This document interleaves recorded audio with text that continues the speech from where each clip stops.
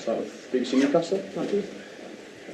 Eddie, can we just check the state of your squad with injuries and illness? The players who are missing at Chelsea, Willock, Shelby, Joe Linton, could they be available? Willock, yes, I think he should be okay. He had an illness but returned to training yesterday. Shelby, we're waiting to see. He hasn't trained yet, so he's a slightly bigger concern. Joe Linton is going to be touch and go for this game. I think we have a decision to make whether we look after him with the break we have afterwards, or whether we push him back out there. But we'll have to make a late call on him as well. Any new injuries? No, I think apart from that, we're okay. Fede Fernandez hopefully will train today, but he's obviously had quite a layoff, and slightly broken rehab. So no, apart from that, I'm trying to rack my brains, but I think we're okay. Jamal Lascelles returned to the team at Chelsea in a three-man central defence. In recent weeks, he's been on the bench, perhaps largely because of the form of Fabian Schär and Dan Burn. I just wonder how Lascelles has reacted to being out of the team, and what you see the challenge for him now, given the form of the other players and the competition you have at centre-half. Yeah, no, his attitude has been spot on. He's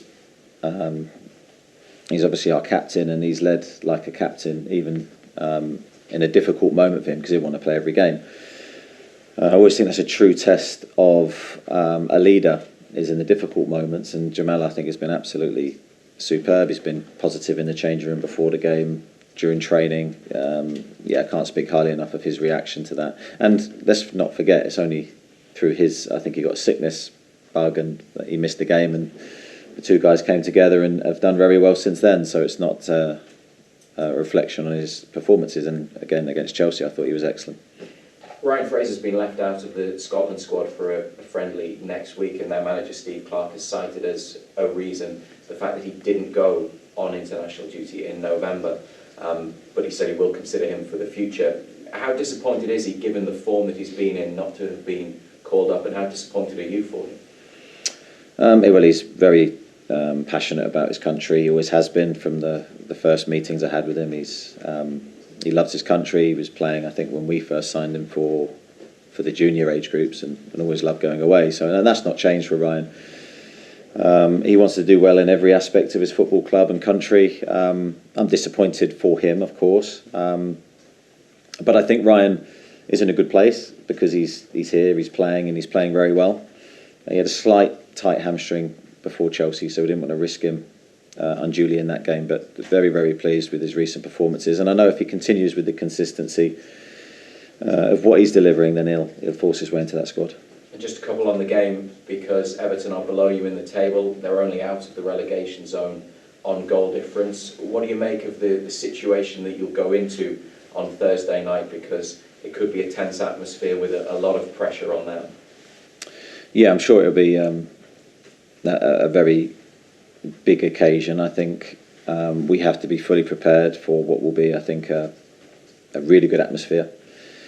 I think there'll be a lot of emotion in the game. We need to handle that ourselves, control our own start to the game, try and impose ourselves as we have done in this spell of away games. I've been really impressed with how we've conducted ourselves and how we've managed certain elements of all the games we've had in recent weeks. It's going to be a severe test because, as you say, Everton have got a really good squad of players. Really admire Frank and the work that he's doing, so we know we're going to have to be at our best. And while you didn't get the result at Chelsea, you certainly got a performance, and away from home in recent weeks and months, things have certainly been a lot better than they were earlier in the season. What have you liked about your performances and the way you've gone about things on the road? Well, I think when you play away from home, you need to show a lot of different characteristics. I think what pleased me against Chelsea was the discipline, tactical adaptability that we showed in the game, and I thought we controlled the tempo of the game really well, which I think you have to do when you play those teams. So the only unfortunate thing for us is one slight lapse cost us what would have been a massive point, but we have to learn from that and review it as we have done. I was very pleased with the majority of the game. Sky Sports. Hi Eddie. How pleased have you been with the lads who've come in? I mean, you look at the game against Chelsea the weekend, pretty much every time midfield was changed. the three that you've been playing each week were missing, but yet whoever comes in seems to step in and do a really good job. How much has that pleased you? Yeah, it's pleased me a lot. I think you need that consistency from your players. Now, whether they're playing or not playing, you need to be able to change players, and you won't get exactly the same performance, but you need a similar performance in terms of identity of the team. So when you look at the likes of Sean Longstaff coming in after not playing for a decent period of time, I thought he was excellent. And it's a testament to how he's looked after himself physically, that he's able to go 90 minutes in what was a really physically demanding game. And I think that's the same for a number of the other players that have come in, taking their opportunity because they've trained well and prepared well behind the scenes. What is the plan now after the Everton game? Because you've got, I think, 16, 17 games until your next one. You went away, obviously, to Saudi earlier in the season. That seemed to do you the world of good as a squad. Are you going to do similar, and what is the plan? Yeah, the plan is to try and not recreate exactly what we did in that break, but I think the time is near enough exactly the same between games, so we want to try and mirror that as much as we can in terms of what we did in that period. I think we had 2 games, one at the training ground, one in Saudi. I think we utilised various techniques, a little bit of rest, but a lot of hard work as well, and we came back and went on a really good run, so hopefully we can do the same again. How crucial is that in terms of team bonding for the players as well, to have that time away from just the regular here at the training ground? I think it's hugely important. I think you have to remember it's a long season. A long season at the same place can sometimes leave you a little bit stale. And we felt that was a great time just to freshen things up for the group. So a different environment, forced period of time together does create new friendships and form the spirit that we needed in the relegation battle and still need. So I've always found these things invaluable. It's something I've always done throughout my management career in different ways. I've always had positive results. Can you see a little bit in what Frank Lampard's going through just now in his early days at Everton is perhaps what you were experiencing when you came in here and you're having to lift a squad who were struggling a little bit, and it feels as though things are going against them as well in terms of injuries and players missing, etc.? I think it's difficult to compare any 2 jobs. I think his job will be unique to him and his club. Mine was unique to me and this club. I think it's very difficult for me to comment on anything that he's doing. What I can say is I've got a good relationship with Frank, and as I said, he's someone that I've admired for the jobs that he's done at Derby, Chelsea and now Everton. So I'm sure he'll do a very good job. Can I ask you about a few things that have been said this week? A little bit of criticism aimed in your direction after not speaking on Sunday about the issues, the situation over in Saudi. Have you had a chance to think about it? Is there anything at all you want to add since then, Eddie? No, I understand. I think it's a difficult one for everyone concerned. I understand the questions have to be asked. I've got no problem with that. I think from my perspective, and I've always maintained this, my specialist subject is football. It's what I know, it's what I've trained to do. As soon as I deviate from that into an area where I don't feel qualified to have a huge opinion, I think I go into dangerous ground. So I prefer to stick to what I believe I know. I'm hugely proud to represent this football club and the supporters and the city, and I'm trying to create a team that the city can be proud of, and all my energy is going into that and will continue to. Thank you. Morning, Eddie. When you go to the European and World Champions and the players are as disappointed as they were not to come away with the results, like many argue that they would have deserved, what does that say about the mentality of the group and how it's grown in your time here? Yeah, I think the expectations that we've placed upon ourselves have certainly grown. I think when you go into that kind of game away from home, you need lots of elements of your performance to be right, and I felt they were. But most importantly, I think you need the mindset to be, we're going there to win. And I felt we had that, and I saw the confidence in the group that we expected that of ourselves, and ultimately we left disappointed. But I think there were lots of good things to take from the game, but obviously some harsh lessons as well, because you're at the cutting edge, right at the top of football, and one mistake costs you the game, and that's usually what happens in those types of games. You were clearly, disappointed, frustrated at the end with certain decisions. How do you kind of get over a decision or a couple of decisions or your frustration like that? Do you have a method when you leave the stadium to try and switch off a little bit or not? It's a good question. I don't know if I have any methods for it. It's not a scientific approach. There's obviously a lot of frustration, more with the penalty for me. Yeah, it's still burning because it was clear. You know, it was clear. I think to everyone who saw the incident again and when it slowed down that it was Jacob's shirt's been pulled to such an extent that then he's gone down, but also there's a tangle of legs. The referee gave a corner when it wasn't a corner, so there's obviously he has not viewed the incident right, and that is what VAR is there for, to slow the incident down, make sure that the correct decision is reached. And how that's not happened with the technology that we have, I still, to this moment, I'm still very frustrated by it, and people can apologise and say, well, it was a mistake, but it's a mistake that really shouldn't be happening when you have the time to make the right call. Just one off the pitch. I don't know if you saw yesterday, but the bar at St James's Park renamed Shearers again after so many years away. Many people outside the club and outside the city might view that as a tiny, tiny thing, but what does it say about the fan base, about this club, that actually the little things can be the big things as well? Little things are huge. I talk about this all the time with the players. The little things, make the big things happen. So, and detail matters, and I'm a firm believer that history matters. And you have legends at this football club, icons that go way back into history, and I think they need to be celebrated. So Alan Shearer's one of the biggest Newcastle icon that there is, and he deserves to be fully celebrated by me and all the supporters. Just one on Dan Burn.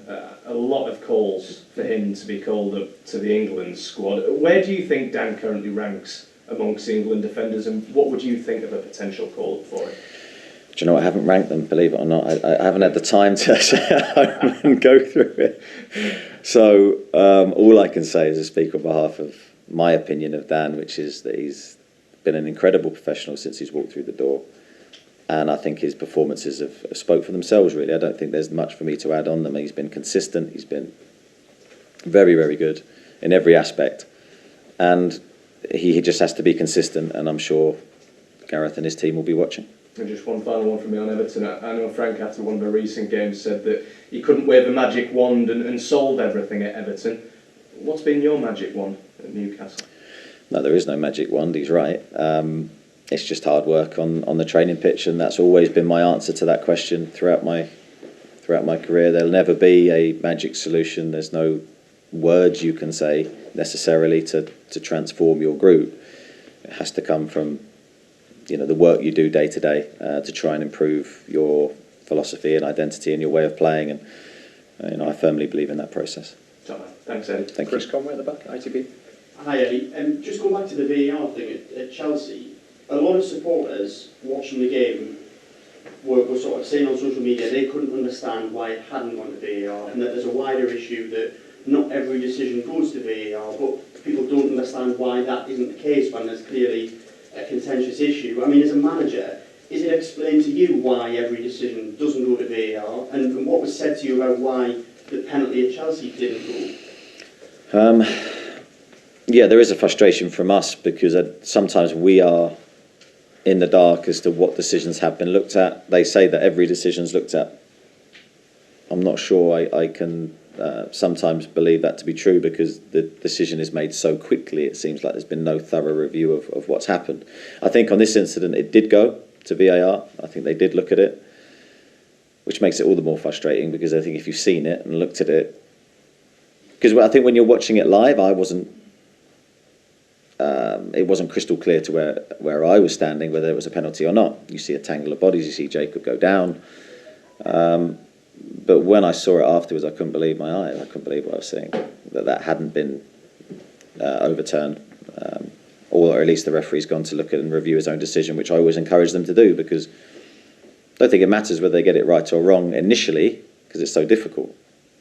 But encourage them to look and try and get the right decision for the game that's being played. And did anyone explain to you why the penalty wasn't given?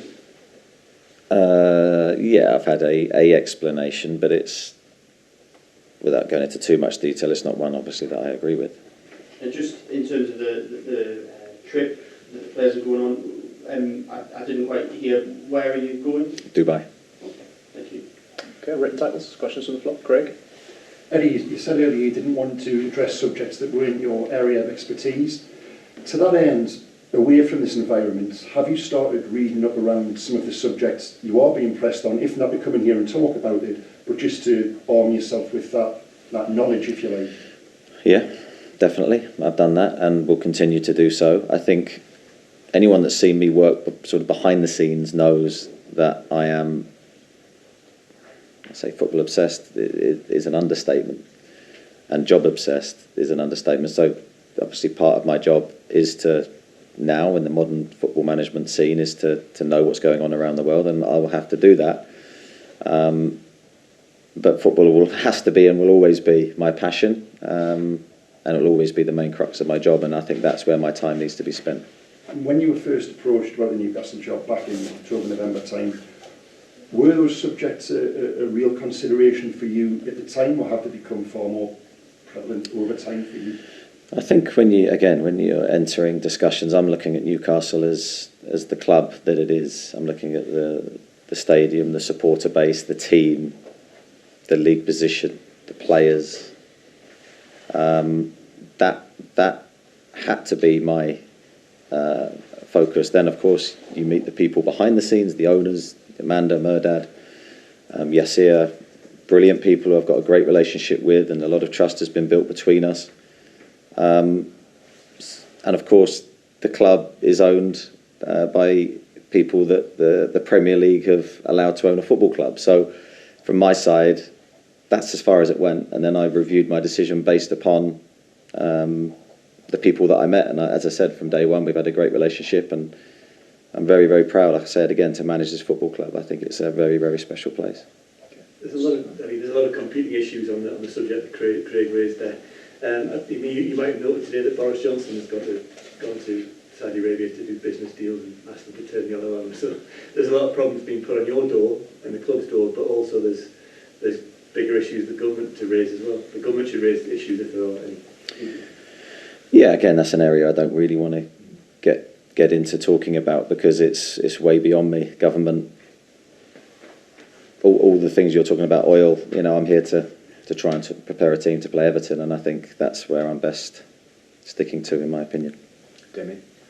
Eddie, on the same subject, I mean, how uncomfortable is it to find yourself being asked about geopolitics when, as you say, your career, your expertise is in football? Well, it's not uncomfortable to be asked about it, and I understand you have to ask me, but it's my right to answer in the way that I feel is best for me and Newcastle United.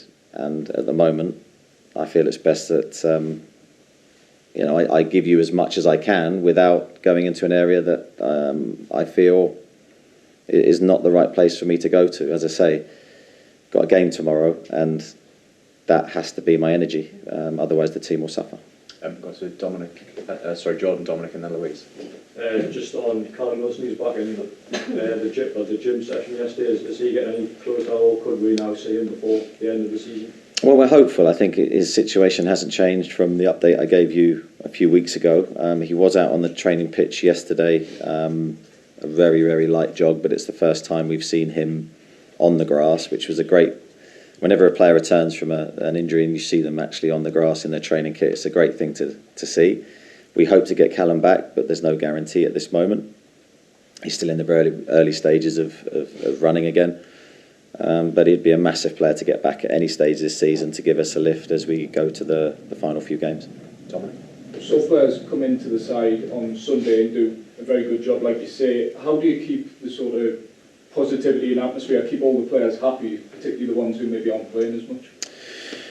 Yeah, it's always a challenge. I think it's the biggest. You ask any manager, it's the biggest challenge you have is to keep the squad harmony protected at all times. If players go a long time without playing, I think that's where your communication skills, your work on the training pitch, your development of them behind the scenes is key. We try and do that with all our players, whether they're in the team or out of the team. And your relationship building is so important. I think you have to communicate with everybody in every phase of their career. We try to do that. And then when they get their opportunity, which in football, it can seem like you're so far away from playing, and in a blink of an eye you're in the team, you have to be ready to take that chance. And that's what pleased me against Chelsea. As you say, a few players came in and I thought they did very well. Louise? So when you're in private with the players, are things like Houthi rebels in Yemen and Shia and Sunni, are they subjects of discussion? Is the geopolitical situation talked about with the players? No, I've not had any political discussions with my players. That's not to say that I wouldn't have them or would discourage them. But when I go into a team meeting, I'm going in to discuss how they can improve defending the back post or in 1v1 duels. It has to be football, and their focus has to be that. The playing football in the Premier League is difficult enough without any other thoughts on how you're going to give your best performance.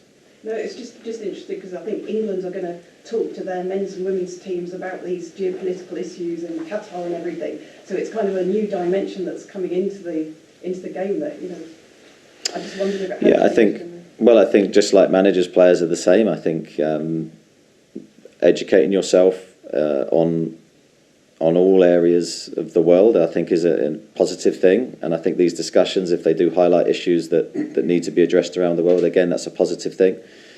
So I've got no issue on it. But, my players need to be focused on playing football as well. Got Chris, Mark and then Ian.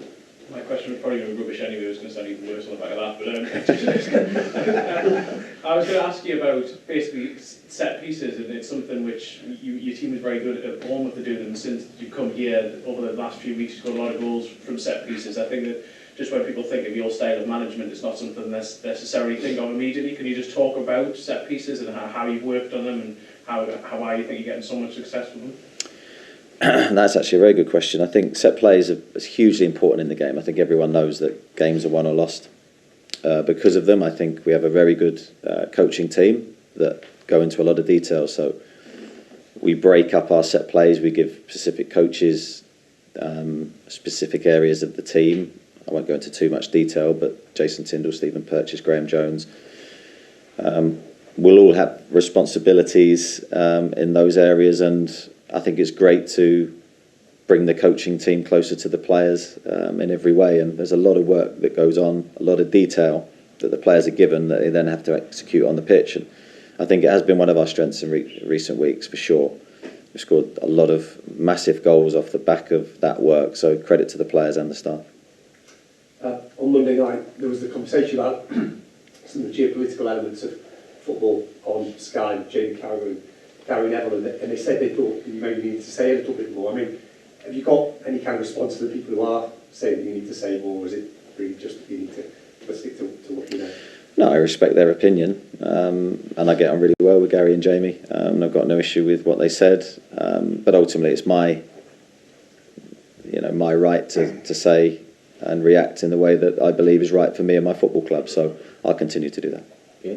Just a couple of things. In your private life, are current affairs and politics something you've always been interested in, without telling us how you know? Is it something before you got this job you've been interested in? Well, I was a footballer with a slight difference. So I think I was 19, 20 going onto the team bus at Bournemouth with the Times under my arm and getting some very strange looks from my teammates. But that was, I'd come from a family where, things were pushed towards me, and I was quite interested in world politics at that stage. I had a little bit more time when I was playing to look into it. But I think now managing, honestly, your time is so it's your scarcest resource, really. So it's not to say that I don't keep up to date. As I said earlier, it's something that I'm going to have to dedicate more time to, but it's probably gone out of my life slightly. The other question on a similar thing, would you expect to have to answer the same questions as long as you're at Newcastle? Would you hope it dies down, or do you just see it as part of the job? No, my wish is to talk about football. Of course, yeah. That's my best, I believe, my best subject of knowledge, and I enjoy talking football with you guys, and I'll do that till I'm told to stop, or when training starts. But so that's my preference, of course. Lee Ryder? Just going into this game, Jamie Carragher again building this game up as important as when Everton almost got relegated. I think it was 1998, and saying that this game's got to be a must-win, otherwise they're going to be pulled in that situation. Do you think that's a little bit over the top from Jamie, and do you see Everton as a genuine threat? I think there's games. Every team has games to play, and nothing will be decided on this game for either team. But I think we know it's an important game for us. We're not concerned about Everton. Their situation is for Frank to discuss. For me, it's us, and we need to bounce back from the defeat against Chelsea. Although there was positives, we were disappointed to lose. So it's about getting a good reaction to that disappointment and making sure we continue our good performances, because the lads on the road for the last few games have been really, really good, and we need to carry on with those types of performances. And just quickly on Ellie Anderson, just giving him a bit of credit. Some of the goals he scored have been fantastic down at Bristol. I just wondered what your thoughts were for him moving forward. Could we see him in pre-season, and would he get that sort of opportunity here looking forward? Well, I'm so pleased for him. When we came in, you can see he's a player of undoubted quality. I'd heard a lot of good things before working with him. Great attitude, stayed behind every day to work on certain aspects of his games, was aware that he needed to go and play. We wanted that for him. Delighted he's doing so well. I said before, it's not a total surprise to me. I think he can play a lot higher than League Two, but he's taken his opportunity, and we'll have to review like we will with every player in the summer. We've got Kieran, Oscar and then Simon. Hi Eddie, have you had any guidance from the owners on these massive issues? Would you like them to come out and face these questions as well? No, I've had discussions with them about various things. Would I like them to come out? And no, they will do what they think is right for the football club, and they're acting also in the best interests of Newcastle United, like I am. So that's for them to do, and obviously I face you guys every week, and that's an absolute privilege to do that. So I understand, as I said earlier, that you have to ask me varying questions on varying subjects, and I've got no issue dealing with those. Simon? Just to return to Ryan Fraser, and that World Cup potential for Scotland is a massive carrot for him. If there's any issue between him and Steve Clarke, will you try and reassure Steve Clarke of what he's doing and how he's worth his place in this squad? Yeah, I've spoke with Steve, and I've got a good relationship with him, and I know how highly he rates Ryan. So I'm sure that situation will come to a positive conclusion. The only thing I'd say on that, it would be dependent on how Ryan performs for us. That will be the biggest factor in whether things change.